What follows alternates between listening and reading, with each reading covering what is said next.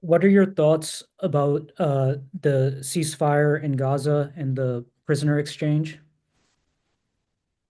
I think it's a huge victory, and Hamas and its allies uh, they have achieved a magnificent victory. However, it's very unclear what's going to happen next. Trump has made outrageous an outrageous statements about expelling the Gazans, the Palestinians from Gaza. I find that I find that impossible to imagine after 15, 16 months of genocide and Holocaust, where the Palestinians refused to move, that Trump would be able to force them out. But it is unclear if the ceasefire will hold.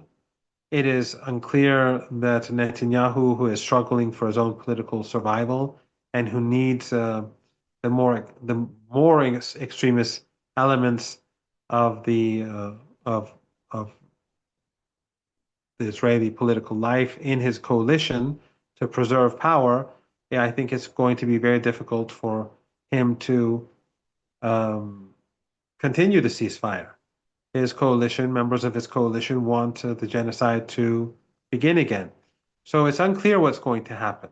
We may have a continuation of what we've had over the past 15, 16 months. However, this is still a major victory and a major humiliation for the regime and a major show of power by not just the resistance, Hamas, Islamic Jihad, and the others, but by ordinary Palestinians who refuse to budge.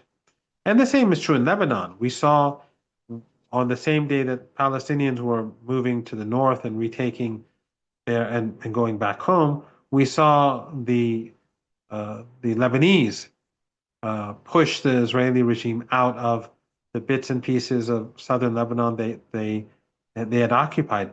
After the Israeli regime requested a ceasefire in Lebanon, and after that ceasefire was implemented, the Israeli regime began to advance inside Lebanon.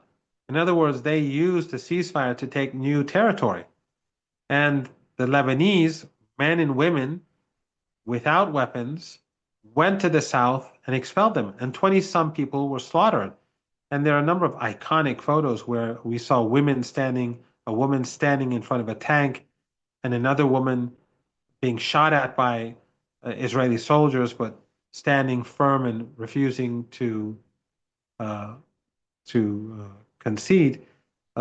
These people forced the Israeli regime out of almost all of the territory that they had occupied. So these are major victories, but I'm not confident that the fighting has ended. The war in Gaza could begin. The war with Lebanon can begin again. And ultimately, I do think we will have war. And I do think that there will be military conflict between Iran and the Israeli regime. The Iranians have said that they will carry out a retaliatory strike against the Israeli regime, which was delayed for two reasons that I know of. One was the collapse of Syria, which forced the Iranians to rethink their air defenses because Syria was now open to the Israelis. And the second was the ceasefire negotiations that began in a serious manner after Trump won the election. The Iranians did not want to hurt the chances of a ceasefire in Gaza, so they held their fire. But I do think that ultimately the chances for violence or continued genocide in Gaza are not low, sadly. I think the potential for violence um, and for Israeli aggression in Lebanon is not low. And I think there also, if that happens, and I think that the chances are very high that the Iranians will ultimately carry out their retaliation against the Israeli regime sooner rather than later. Many people have Hopefully, commented, I'm wrong. hopefully.